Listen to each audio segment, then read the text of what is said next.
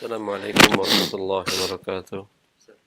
Alhamdulillah rabbil alamin wa bihi nasta'in wa nusalli wa nusallim wa nubarik ala nabiyyina Muhammadin wa alihi wa sahbihi ajma'in wa ba'du. Ikhwani wa akhwati fillah, para pendengar Radio Roja dan para pemirsa Roja TV yang dimuliakan oleh Allah Azza wa Jalla. Kembali kita melanjutkan pembahasan muamalat dari kitab Zadul Mustaqni' fi Ikhtisarul Muqni' yang masih dalam bab hajar, tentang menghajar atau menghalangi melakukan kewenangan terhadap hartanya pada anak kecil, orang bodoh, dan orang gila. Taqra Syekh. Bismillahirrahmanirrahim. Ta'ala. Wa idza tamma li-saghiri Wa in tamma wa in tamma li-saghiri 15 sana aw nabata hawla qubulahu sya'run qasinun aw anzal aw aqlun majnun aw aqala majnun wa rusdu wa rasada safih zala hajruhum bila qada'in. Dan apabila telah sempurna dari seorang anak kecil usia 15 tahun atau telah tumbuh di sekitar kubunya rambut, atau dia telah mengeluarkan mani, atau orang yang gila telah berakal, telah kembali akalnya, dan Rus as-safih, orang yang bodoh cerdas, bodohlah cerdas, zal hajruhum, maka diangkat hajarnya tanpa bila qada'in, dengan tanpa qada'. Ya. Sini muallif mengatakan dalam kasus anak kecil yang belum baligh, itu dia dilarang melakukan tasarruf dalam hartanya. Ya, yang melebihi dari kebiasaan anak-anak yang melakukan tasarruf dalam hartanya. Kalau berjual beli dengan anak yang seperti ini dengan angka yang besar umpamanya, walaupun uang itu adalah uang dia mendapatkan uang dari warisan ayahnya atau ibunya yang meninggal, dia membeli motor seharga 10 juta, ini tidak sah jual belinya, mahjur. Ya. Kapan dia boleh bertransaksi? Ini dikatakan boleh di sini, wa in tamma li saghirin 15 sana, jika sempurna bagi seorang anak kecil 15 tahun. 15 tahun qamariyah. Ya. Kapan dia lahir? Umpamanya dia lahir 10 Ramadan. Jam berapa? Zuhur. Ya. 10 Ramadan, 15 tahun ke depan, Ramadan 1, Ramadan 2, Ramadan 3. Ramadan ke-15 dari kelahirannya itu, pada waktu zuhur tadi, walau tidak ada tanda-tanda yang lain, dia sudah baligh. Kenapa 15 tahun? Berdasarkan hadis Ibnu Umar radhiyallahu taala anhuma, dikeluarkan oleh Bukhari, di mana Ibnu Umar minta ikut perang Badar ke Nabi Rasulullah SAW. Lalu Rasulullah tidak mengizinkan beliau. Dia mengatakan, di waktu itu umurku 14 tahun. Kemudian perang selanjutnya, beliau minta izin kepada Nabi SAW dan diizinkan Nabi, dan dia mengatakan, di waktu itu umurku 15 tahun. Jadi umur baligh berbeda dengan umur KTP. Kalau di Indonesia KTP umur berapa? 18 tahun untuk bisa memiliki KTP. Tapi umur baligh tidak ada hubungan dengan umur KTP. Mulai dari dia sudah 15 tahun, walaupun tidak ada tanda-tanda yang lain, maka dia menjadi mukallaf. Dia berhak berwenang terhadap hartanya dan melakukan semua tindakan syar'i sudah diwajibkan oleh Allah kepadanya. Itu tanda yang pertama. Au nabata haula qubulihi syar. Belum 15 umurnya, baru 14 Ramadan berlalu, dan belum masuk Ramadan yang ke-15 pada tanggal 10 tadi namanya. Tapi di sekitar kemaluannya sudah tumbuh bulu yang tebal, rambut yang tebal. Ini sudah bisa dikatakan dia juga balik. Belum 15 umurnya, masih 13, dan belum tumbuh bulu yang tebal di sekitar kemaluannya. Ya, tapi dia sudah mengeluarkan mani mimpi basah. Ya, maka dia menjadi seorang yang balik dan tidak boleh lagi dia dihalangi melakukan tindakan pada hartanya kecuali ada penyebab yang lain. Ya, karena Allah mengatakan wa atul yatama amwalahum hatta idza balagun nikah. Kalian berikanlah harta anak yatim. Wala tutusufa amwalakum allati ja'alakum fi amwalikum. Ya, kata Allah, berikanlah harta anak yatim. Anak yatim itu orang yang bapaknya meninggal dan dia belum balik. Kalau dia sudah balik, berarti wabatalul yatama hatta idza balagun nikah, kata Allah. Uji anak yatim tadi sampai mereka umur menikah, artinya umur balik. Diserahkan harta itu kepada mereka. Au aqala majnunun. Orang itu gila, dia sudah balik, tapi gila, maka dia tidak boleh melakukan tindakan apapun pada hartanya. Pada saat dia akalnya kembali lagi, ya, warasyada, dan orang gila tadi menjadi bisa berpikir, bisa cerdas mengelola harta, au rasyada safihun, atau orang yang bodoh yang selama ini tidak bisa mengelola harta. Ya, di mana hartanya digunakan untuk yang tidak berguna. Umurnya memang sudah balik, dia bukan anak kecil lagi. Tapi hartanya dibelanjakan untuk yang tidak berfaedah atau untuk yang haram. Membelanjakan untuk hartanya untuk yang haram, walaupun sedikit, hukumnya mubazir. Ya, dinamakan dia dengan saudara syaitan. Allah menyamakannya, Allah mempersaudarakannya dengan syaitan. Umpamanya, para ulama mengatakan dan kesepakatan ulama dunia bahwa merokok hukumnya haram. Dia belanjakan walaupun pakai uang dia sendiri, dia belanjakan beli rokok. Ya, maka ini dinamakan orangnya safih. Ya, membelanjakan harta tidak bermanfaat untuk yang haram. Ketika dia cerdas mengelola hartanya, atau dia diberikan uang untuk beli barang, tertipu terus. Barang dengan harga 1 juta selalu dibelinya lebih dari harga 1 juta. Atau dia disuruh menjualkan barang, ya, barang harga 1 juta selalu dijualnya di bawah 1 juta. Ya, maka dia tidak cerdas, ditahan dia untuk mengelola hartanya sendiri. Ketika itu hilang, di mana dia belajar dan kemudian mengerti, zala hajruhum bila qada. Maka 3 orang ini ketika sudah balik, yang gila sudah berakal kembali, yang bodoh sudah cerdas mengelola hartanya, maka hajarnya tanpa diketuk palu oleh qadhi, hajarnya hilang. Baik, masih Syekh. قال المؤلف رحمه الله وتزيد الجارية في البلوغ بالحيض وإن حملت حكم ببلوغها. Dan ditambah untuk anak kecil, gadis kecil dalam balighnya, yaitu dengan haid. Kemudian dan wa in hamalat, dan apabila dia hamil, hukima bibulughiha, maka ditetapkan hukum balighnya. Ya.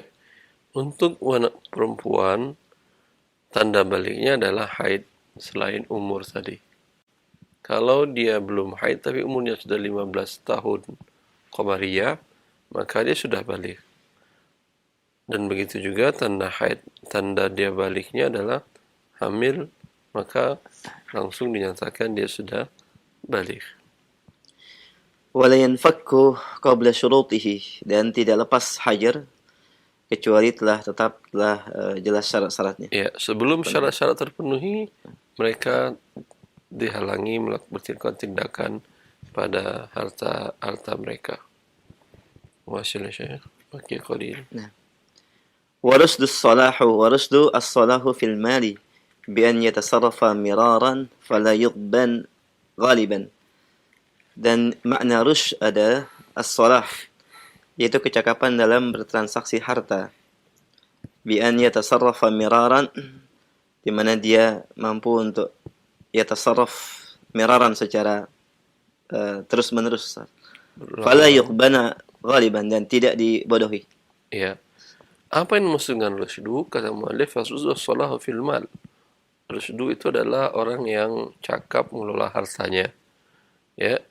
Dia membeli, menjual, mengembangkan hartanya, tidak tertipu, tidak sering tertipu. Ya. 10 kali bertransaksi, tertipu sekali, 2 kali itu biasa. Semua orang juga tertipu. Tetapi 10 kali transaksi, tertipunya 9 kali, ini belum rusyd namanya.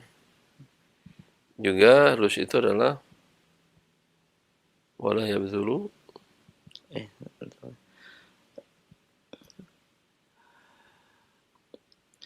wala yabzulu maluhu fi haramin aw fi ghairi faidatin, dan dia tidak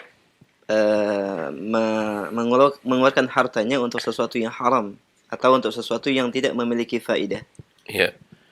Rusyd itu orang yang cerdas yang tidak mengeluarkan belanjakan hartanya untuk hal yang haram atau sesuatu yang tidak berfaedah.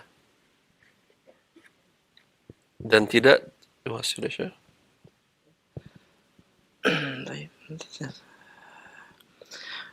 Wala yadfa ilaihi hatta yukhtabar qabla bulughihi bima yaliku bih. Wala yadfa ilaihi, dan tidak diserahkan kepadanya hartanya, sampai dia diuji. Qabla bulughihi, sebelum sampai baliknya, sesuai dengan apa yang pantas untuknya. Ya. Sebelum diserahkan hartanya, anak ini udah 14 tahun. Ya. Maka walinya kasih uang 5 juta, anak silahkan dagang. Beli apa Pak? Ya beli apa aja. Beli umpamanya barang pecah belah atau beras atau apa, jualkan ke orang.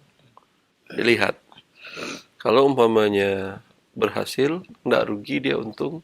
Dari 5 juta dia bawa, alhamdulillah Pak, paman, kata dia. Ini udah dapat uang 6 juta. Ini udah cerdas dan sudah balik, dia serahkan harta warisan dari orang tuanya, atau orang tuanya ada 100 miliar umpamanya, serahkan kepada dia semuanya. Terhib. Waliyuhum wa waliyuhum halal hajril abu thumma wasiyuhu thumma al-hakimu. Dan wali dari mereka pada saat hajar adalah ayahnya, kemudian wasiyuhu yang diwasiatkan, dan kemudian hakim. Ya. Wali mereka menurut muallif di sini adalah bapak dari anak kecil ini. Ya, dari mana dia dapat harta? Mungkin ibunya meninggal, ibu anak kecil ini, atau saudaranya meninggal, atau lain-lain. Maka bapak yang mengendalikan hartanya. Kalau bapak yang meninggal, ternyata siapa yang menjadi walinya? Siapa yang diwasiatkan bapak? Apanya bapak mewasiatkan adikku yang paling kecil, paman yang mati, atau paman adikku, abangku yang paling tua, atau paman dari anak ini yang paling tua, yang paling cerdas dan paling sayang kepada anak ini. Kemudian wali hakim. Ya. Jumhur ulama mengatakan urutan wali sama dengan urutan asabah. Tapi muallif di sini bapak kemudian langsung wasi. Kalau jumhur ulama mengatakan urutannya asabah. Siapa? Bapak, kemudian bapaknya bapak, kemudian anak, kemudian anaknya anak, kemudian saudara laki-laki, kemudian saudara laki-laki bapak, anak saudara laki-laki bapak, dan seterusnya urutan asabah. Kemudian kalau tidak ada mereka semuanya, baru hakim. Yang terfish ya. Baik pendengar dan pemirsa Roja TV, demikian beberapa poin dari pembahasan Al-Hajr terkait dengan syarat-syarat dari anak kecil, ya, keberlangsungan hajarnya atau diangkatnya hajar tersebut, dan kita akan berikan kesempatan bagi Anda untuk memperdalam pembahasan. Anda bisa menyampaikan pertanyaan terkait dengan bab ini secara khusus atau yang lain dalam permasalahan muamalah. Baik, sebelumnya kami angkat dari pertanyaan pesan singkat terlebih dahulu. Ikhwani fillah, azakumullah. Assalamualaikum warahmatullahi wabarakatuh. Salam. Ada titipan pertanyaan, Ustaz. Terkait dengan anak kecil yang belum balik, kemudian dia membelanjakan hartanya, apabila dia tertipu, Ustaz, dan kemudian dia berbelanja dan uang yang dikembalikannya tidak sesuai atau tidak pas nilainya. Setelah berlalu beberapa hari, bagaimana hukumnya ketika kita meminta kembalian secara sempurna kepada penjual? Jazakallahu khair. Ya, wallahu ta'ala alam.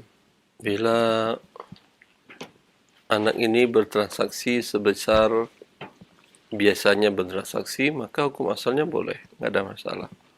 Tapi walaupun demikian tertipu karena semua orang tahu harga barangnya umpamanya 3.000.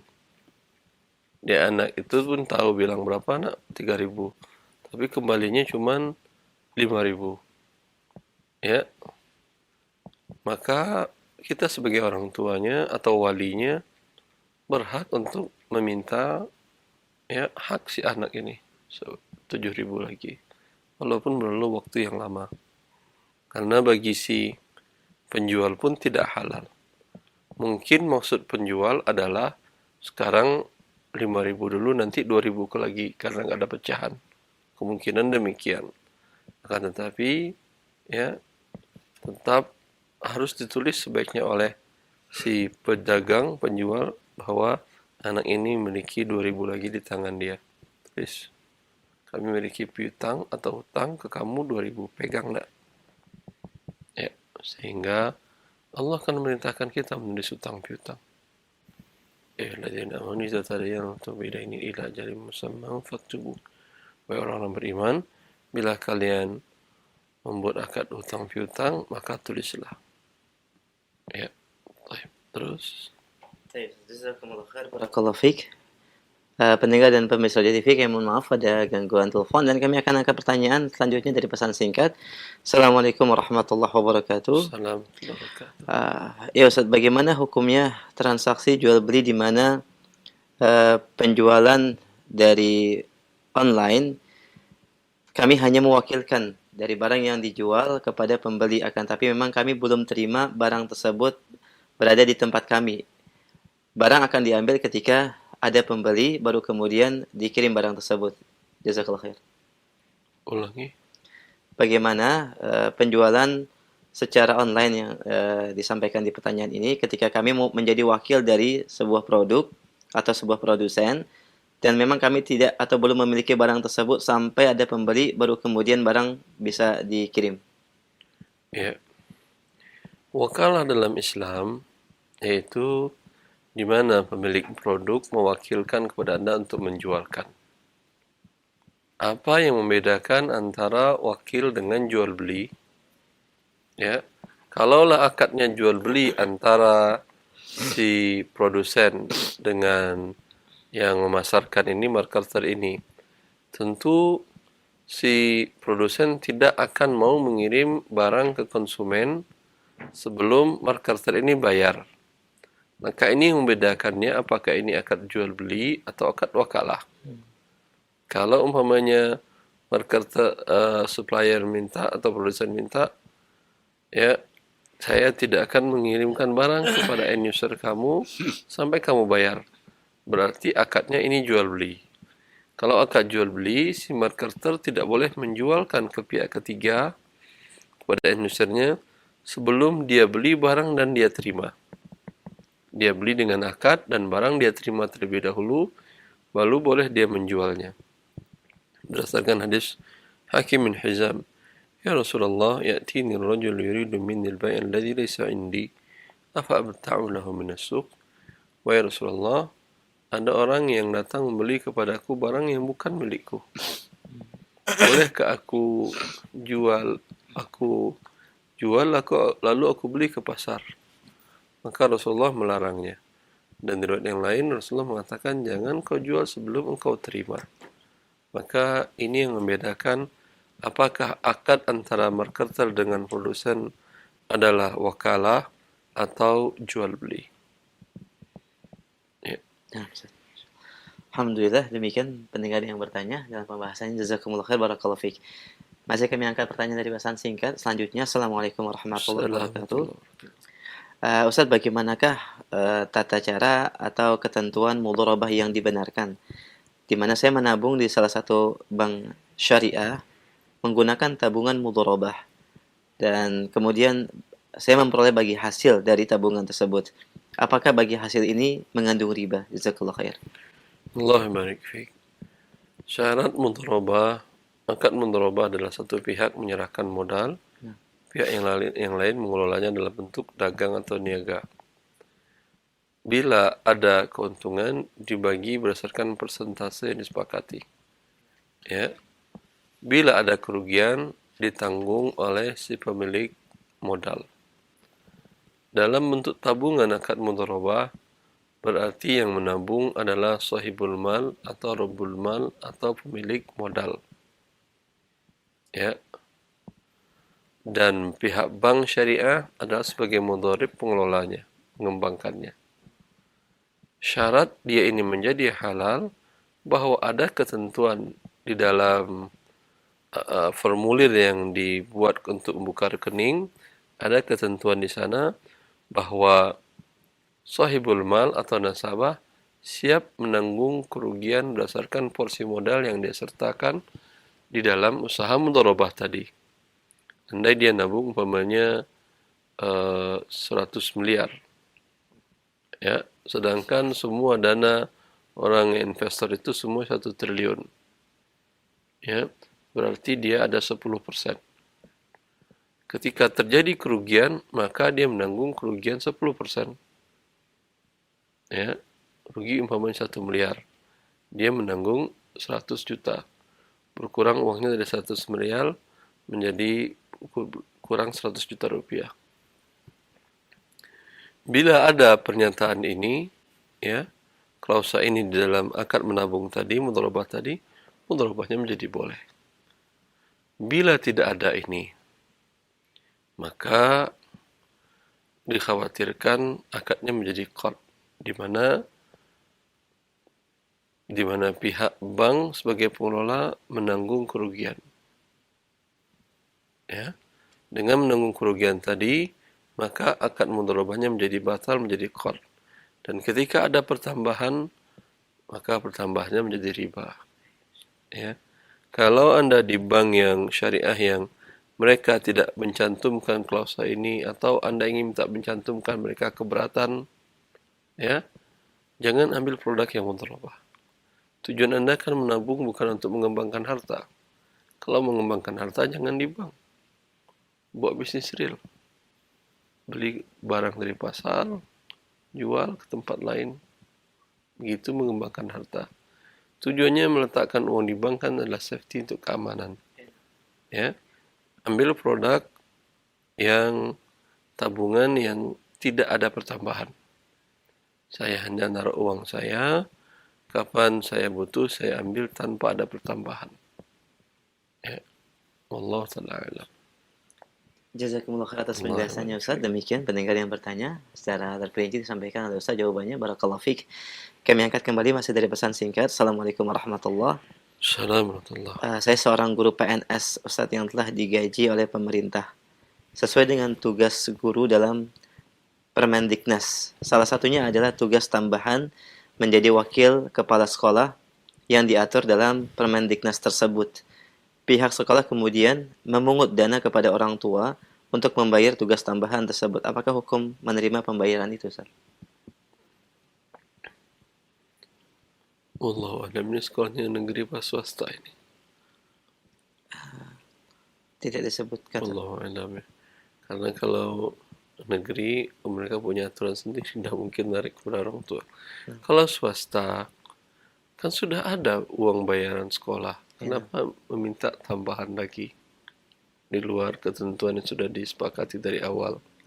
Ya. Karena kalau tidak ini termasuk meminta-minta dalam Islam dilarang. Baik. Kecuali ada hajah kebutuhan yang tidak bisa dipenuhi kecuali dengan minta-minta. Dan ketentuan di sini sudah dalam satu paket, Ustaz.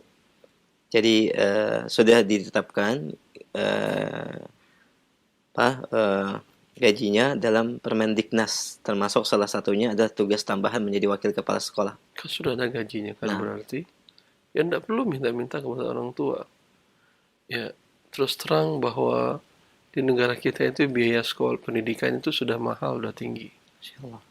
Di sebagian negara kaum muslimin yang lain, ya, pendidikan itu gratis. Ya. Dan pendidikan gratis kemudian tidak ada banyak aturan-aturan yang memberatkan anak dan orang tua. Nah. Saya ingat dulu anak-anak itu sekolah di Arab Saudi itu gratis, tidak ada seragam, tidak ada harus pakai sepatu tertentu, mau pakai apa aja yang penting anak datang ke sekolah. Ya. Lebih baik seperti itu daripada mensyaratkan tambahan-tambahan sehingga semakin mahal biaya pendidikan dan tidak tercapai tujuan negara, yaitu wajib belajar. Anda wajib kan belajar, tapi banyak tetap bengeknya. Tentu kewajibannya makin berat. Nah. Mau saja anak datang ke sekolah sudah suatu kebaikan, bersyukurlah harusnya. Ya, maka Allah Ta'ala alam, hukum asalnya ini tidak boleh. Baik. Demikian Bapak yang bertanya, barakallahu fiik, jazakallahu khair. Dan kami akan kembali pertanyaan berikutnya dari pesan singkat. Assalamualaikum warahmatullahi wabarakatuh. Saya menggadaikan sawah sebesar 15 juta selama 3 tahun. Kemudian pemilik sawah mengatakan kepada saya, silakan garap sawah saya dan hasilnya halal untuk kamu. Bagaimana hukumnya? Ya, ini dia pinjam uang 15 juta. Nah. Kemudian jaminannya adalah sawah. Sawah digarap oleh pemberi pinjaman. Nah. Maka berarti uang pinjaman 15 jutanya nanti berlebih atau bertambah. Setelah 15 juta dibayar, ada manfaat sawah selama ini tidak diserahkan kepada pemilik yang meminjam. Andai saja sewa sawah tadi per panen umpamanya 1 juta, ya, bisa panen 3 kali setahun, 3 juta setahun, berarti pertambahan uangnya adalah 3 juta per tahun. Kalau 5 tahun udah sama dengan pinjaman. 15 juta tadi pinjamannya kan ya? 15 juta 3 tahun. Iya, iya 15 juta 3 tahun berarti sudah lunas, tidak perlu dibayar lagi 15 jutanya. Kalau seperti itu menjadi halal. Tapi kalau tidak, maka menjadi riba. Ya. Masya Allah. Yang halal berarti tidak ada pertambahan dalam garap. Kalau yang halal, Anda pakailah sawahnya dengan akad sewa. Ya, dengan sewa normal. Sewa normal ke orang berapa? 1 juta umpamanya per panen. 3 per 4 bulan umpamanya. Ya. Kurangin hutangnya dia 1 juta per panen. Berapa kali panen? 15 kali panen, udah lunas hutangnya. Ya. Insyaallah. Jazakumullah khair. Demikian akhi, barakallahu fiik. Kita akan angkat kembali pertanyaan dari pesan singkat. Ya, Assalamualaikum warahmatullahi wabarakatuh. Baik, pertanyaan dari pendengar kita, seorang penjahit, ya. Semoga Ustaz diberikan kesehatan, barakallahu fiik. Anda bergerak di bidang percetakan, bordir dan cetak kain tekstil, Ustaz. Baik. Bagaimana hukumnya jika Anda menerima pesanan dari konsumen? Yang pertama, gambar KW atau jiplakan, Ustaz. Yang kedua, gambar makhluk, binatang dan manusia. Gambar-gambar simbol-simbol dari agama-agama non-Islam. Dan termasuk gambar makhluk dengan mata setengah badan. Bagaimana hukum apabila saya menerima pesanan seperti itu, Ustaz? Ya Allah, Ustaz. Gambar-gambar yang di sana adalah simbol kesyirikan, seperti gambar salib atau gambar bintang Yahudi, bintang David, ya, yang menunjukkan ini kesyirikan kepada Allah Azza wa Jal, ya, maka ini haram Anda buat. walaupun tidak dibayarnya, walaupun gratis Anda berikan, Anda sudah berdosa besar, Allah. membuat kesyirikan. Kemudian gambar-gambar yang bernyawa, ya, juga haram Anda buat. Ya. Tapi tadi buat apa? Kain apa itu? Tekstil, Ustaz. Kalau tekstil bisa jadi buat dipakai. Nah, Kecuali untuk yang dihinakan. Seperti dalam hadis Aisyah tersebut, jadikan untuk hina diduduki. Ya, kalau karpet untuk dihinakan, ya. Masya Allah. Tapi kalau tadi tekstil bisa jadi untuk dipakai. Ya, Allah Ta'ala. Nah, yang lebih baik bahkan wajib dihindari, Ustaz. Wajib tidak Anda terima orderan tadi walaupun dia mengiming-imingi uang yang besar. Masya Allah. Baik. Jazakumullah khair. Demikian akhi yang bertanya. Barakallahu fiik dan semoga Allah mudahkan usaha antum. Jazakallah khair. Kami angkat kembali pertanyaan dari pesan singkat dari Pekanbaru. Assalamualaikum warahmatullahi wabarakatuh. Assalamualaikum. Ustaz, apakah perhiasan emas yang baru pertama dibeli dikeluarkan zakatnya tanpa melihat berat dan nisabnya, Ustaz? Dan kedua, jika telah cukup haul dan nisab, semua emas batangan dan perhiasan kepunyaan pribadi dikeluarkan zakatnya tanpa dibedakan untuk dipakai atau dijual kembali. Allah Ta'ala. Ini kalau yang bertanya laki-laki, maka perhiasan bagi laki-laki terkena zakat, kecuali dipinjamkannya ke istrinya atau ke anaknya. Tapi kalau yang bertanya perempuan, perhiasan ini, emas perhiasan, khilaf para ulama. Allah Ta'ala alam, yang rajih menurut saya tidak terkena zakat, walaupun dia pakai sesekali. Karena ini adalah pakaian, dan kebutuhan perempuan akan berhias lebih besar daripada kebutuhan laki-laki akan kendaraannya. Dan laki-laki maunya mobil, ya, lebih dari nisab harganya, tapi tidak ada zakatnya. Begitu juga perhiasan tadi. Tapi kalau emas dalam bentuk lantakan, atau berbentuk dinar, koin, atau berbentuk emas antam, itu ada zakatnya. Cara menzakatkannya, yang perhiasan tadi dikeluarkan, tidak dizakatkan. Berapa gram yang lantakan tadi? Ada 50 gram. Kan kurang nisab, karena nisab 85 gram. Ya. Ini ada 50 gram, tapi ada uang yang menggenapkan sampai nisab jadi 90. Uang ada 40 juta umpamanya. Uang 40 juta tidak sampai nisab. Nisab 60 juta. Ya. Emas 40 gram tidak sampai nisab 85 gram emas. Tapi uang 40 juta ditambah emas lantakan 40 gram sampai cukup nisab. Dengan demikian dizakatkan dari dua-duanya. Ditambah rupiah 40 juta ditambah dengan emas 40 gram, masing-masing kali 2,5%. Allah Ta'ala. Masya Allah. Jazakallah khair atas jawabannya. Demikian Ummu Aisyah di Pekanbaru. Barakallahu fiik. Baik, kami angkat kembali pertanyaan dari pesan singkat. Assalamualaikum warahmatullahi wabarakatuh. Salam. Ustaz, saya membeli motor di sebuah koperasi, di mana sistemnya koperasi memberikan sejumlah uang kepada saya untuk dibelikan motor. Lalu kemudian saya mencicilnya tiap bulan kepada koperasi tersebut, Ustaz. Apakah mekanisme seperti ini dibenarkan secara syar'i? Ini tidak dibenarkan. Sure. Ini akadnya riba, di mana pihak koperasi memberikan uang, meminjamkan uang, dan Anda bayar berlebih dengan mencicil. Maka uang ditukar dengan uang berlebih, namanya riba fadl. Dan karena tidak tunai, termasuk riba nasi'ah. Kedua bentuk riba ada dalam transaksi ini. Tapi kalau akad yang boleh, Anda tanyakan kepada anggota tadi motor seperti apa yang Anda inginkan, spesifikasinya, tahun pembuatannya, warnanya, jelas semua spesifikasi. Setelah jelas, Anda pergi beli. Sebelumnya tidak ada DP. Ya, pergi beli. Setelah Anda beli, sudah diterima motornya oleh pihak koperasi, dijual kepada anggota dengan mencicil dan harga lebih. Namanya dibelinya motor 15 juta, dijualnya 20 juta, dicicil selama 3 atau 4 tahun sesuai kesepakatan dan tidak ada denda keterlambatan. Maka ini halal. Ada pun yang pertama, apabila sudah dibeli barangnya bagaimana Ustaz?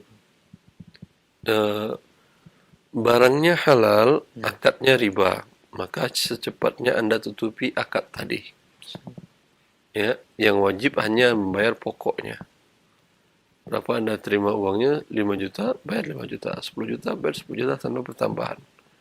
Bila Anda bayar pertambahan, berarti Anda memberi makan riba, dan koperasi adalah pemakan riba. Dua-duanya dikutuk dan dilaknat oleh Allah dan Rasulnya. Masya Allah. Nah, baik Ustaz. Alhamdulillah, jazakallah khair atas jawabannya dan faedah jawaban yang disampaikan oleh Ustaz bagi penanya. Jazakallah khair, barakallahu fiik. Kami angkat kembali pertanyaan berikutnya dari pesan singkat dari hamba Allah di Kalimantan Barat. Assalamualaikum warahmatullahi wabarakatuh. Assalamualaikum warahmatullahi wabarakatuh. Seorang kontraktor apabila mendapatkan proyek harus membayar fee terlebih dahulu dengan alasan sebagai jasa. Bagaimana hukum hal tersebut Ustaz? Bayar fee-nya ke siapa? Lam yuzkar Ustaz. Kalau maksudnya adalah ke pihak ketiga, kontraktor mengatakan kepada pihak ketiga, carikan kami proyek untukmu sekian persen dari nilai proyek. Ya, namanya 3%, 5% dari nilai proyek 1 miliar, dapat dia 50 juta atau 30 juta. Ya, ini hukumnya halal. Tapi ini sepertinya jarang. Nah, ini biasanya dimaksud dengan pertanyaan seperti ini adalah orang karyawan di pemberi proyek tadi yang menghubungkan dan memberikan data dan segala macam. Ini yang biasanya yang diberikan fee. Kalau ini adalah riswah. Anda kontraktor adalah pemberi riswah, oknum dari karyawan di perusahaan pemberi proyek tadi adalah penerima riswah, ya, maka dua-duanya berada di dalam neraka. Rasulullah mengatakan ar-rashi wal murtashi finnar, pemberi riswah, penerima riswah dalam neraka. Masya Allah. Jazakumullah khair, barakallahu fiik. Demikian pendengar yang bertanya, jazakallah khair atas pertanyaannya. Masih kami angkat dari pesan singkat. Assalamualaikum warahmatullahi wabarakatuh. Assalamualaikum warahmatullahi wabarakatuh. Dari Ibu Ria, Ustaz, saya memiliki hutang di bank dan setelah saya tahu ada unsur riba di dalamnya, maka saya segera bertobat kepada Allah dan tidak akan berhutang riba lagi. Saya ingin melunasinya dengan berupaya menjual barang-barang yang saya miliki, namun qadarullah nilai dari harga barang yang saya jual tersebut belum bisa mencukupi atau melunasi pinjaman yang saya miliki di bank. Pertanyaannya adalah, bolehkah melanjutkan sementara waktu transaksi tersebut sambil menunggu uang untuk cukup melunasi, Ustaz? Dan apakah saya tetap berdosa dalam hal ini? Jazakallah khair. Allahumma barik fiik. Berdosa iya, karena masih dalam perbuatan dosa riba. Allah mengatakan, "Man ja'ahu mau'izatun min rabbih fantaha."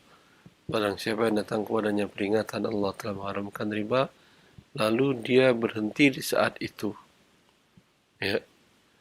Bagaimana cara berhentinya? Tentu selesaikan transaksi tadi. Bayar pokok hutangnya saja. Ketika Anda sudah berusaha maksimal dan tidak mampu, ya apa boleh buat. Ya. Dan selalu minta kepada Allah Azza wa Jal agar Anda dimudahkan menyelesaikan dosa riba Anda tadi. Allah Ta'ala a'lam. Jazakumullah khair, barakallahu fiik. Kami angkat kembali pertanyaan selanjutnya masih dari pesan singkat dari pendengar kita. Assalamualaikum warahmatullahi wabarakatuh. Assalamualaikum warahmatullahi wabarakatuh. Masih dalam pertanyaan yang sama terkait dengan koperasi. Bagaimana koperasi simpan pinjam yang menarik sebagian dananya dari anggota, lalu kemudian sisa hasil usaha dikembalikan nanti pada akhir tahun, dan setiap anggota meminjam dipersilakan dengan batasan tertentu di mana dikenakan biaya tambahan 5% dari pinjaman tersebut setiap pengembalian per bulannya, Ustaz. Bagaimana hukum koperasi pinjam seperti ini, Ustaz? Ini koperasi riba. Anggotanya, pengurusnya, dan siapapun yang terlibat dalam ini adalah perang melawan Allah Azza wa Jalla. Hendaklah mereka bertaubat semuanya kepada Allah Azza wa Jalla. Koperasi tadi niatnya bagus betulnya, tetapi karena dikelola dengan cara yang menentang hukum Allah, ketentuan Allah, maka dia menjadi berperang melawan Allah Azza wa Jalla. Bisa Anda buat koperasi yang sesuai dengan syariah, di mana bagi yang meminjam tidak ada pertambahan. Lalu kalau dikatakan bagaimana untuk biaya operasional dan segala macam hasil usaha, buat berdivisi bagian dari koperasi tadi yang berbisnis. Ya, mungkin jual kebutuhan karyawan, melakukan menyewa kebutuhan karyawan lalu disewakan kembali. Buat core bisnis, kemudian hasil keuntungan dari bisnis tadi buatkan simpan pinjam tanpa ada pertambahan sehingga Anda tidak rugi. Ya. Dan simpan pinjam tadi sangat diteliti, artinya dalam kondisi yang tidak bisa dilakukan transaksi, dia pinjam umpamanya kebutuhan untuk motor, kebutuhan transportasi ke sekolah anak-anak dan segala macam. Ini bisa dilakukan akad murabahah jual beli. Ya, ini jangan berikan simpan pinjam. Tapi anaknya sudah nunggak uang sekolah 3 bulan. Ini tidak bisa pakai akad sewa menyewa.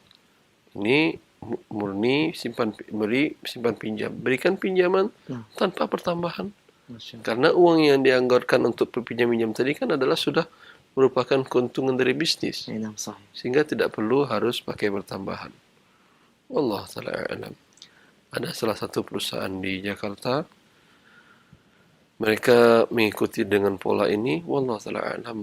Beberapa waktu yang lalu saya dengar langsung dari pengurusnya, mereka sudah terkumpul dana yang bisa disalurkan untuk simpan pinjam saja lebih dari 2 miliar tanpa ada pertambahan. Insyaallah. Ya. Baik, Ustaz.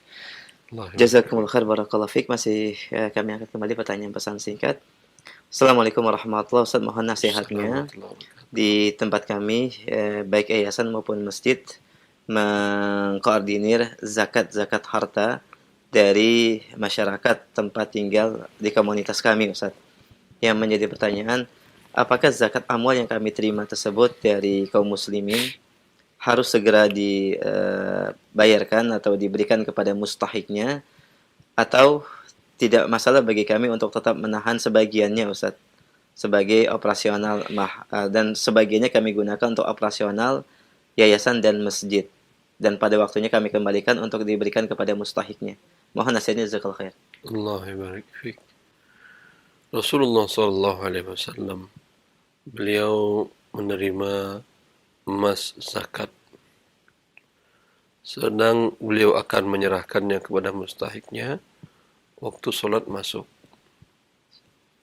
Beliau solat, mengambil solat, karena sekarang bertemu 2 yang fardu. Sedangkan 1 yang fardu, untuk menyalurkan tadi lebih luas waktunya, sedangkan untuk solat waktunya tertentu. Maka beliau solat fardu. Setelah selesai salam solat, kebiasaan beliau habis solat fardu beliau berzikir. Zikir sekarang bukan fardu lagi, sunnah. Ya, sedangkan memberikan hak mustahik fakir miskin dari zakat tadi adalah fardu. Beliau Assalamualaikum, tidak seperti biasanya, langsung berdiri dan keluar buru-buru memberikan emas tadi kepada mustahiknya. Masya Allah. Ya.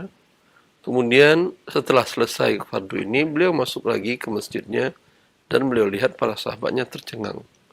Tidak pernah Rasulullah SAW setelah surat fardu itu langsung berdiri dan meninggalkan majelisnya, melainkan berzikir dulu. Ya, lalu Rasulullah SAW memahami ini dari para sahabatnya dan beliau mengatakan, ya, adalah di tanganku tadi emas zakat. Ya, karena sholat masuk, saya sholat dahulu. Tetapi setelah sholat selesai, saya buru-buru. Akhsha, beliau menyebutkan ilatnya, Akhsha ayah bisani yaumal qiyamah. Saya khawatir emas itu akan menahanku nanti di surga, di hari akhirat. Masya Allah. Selama jeda waktu dari aku menerima untuk menyerahkannya kepada yang mustahiknya, Allah menahanku. Maka Anda para amil zakat berhati-hati.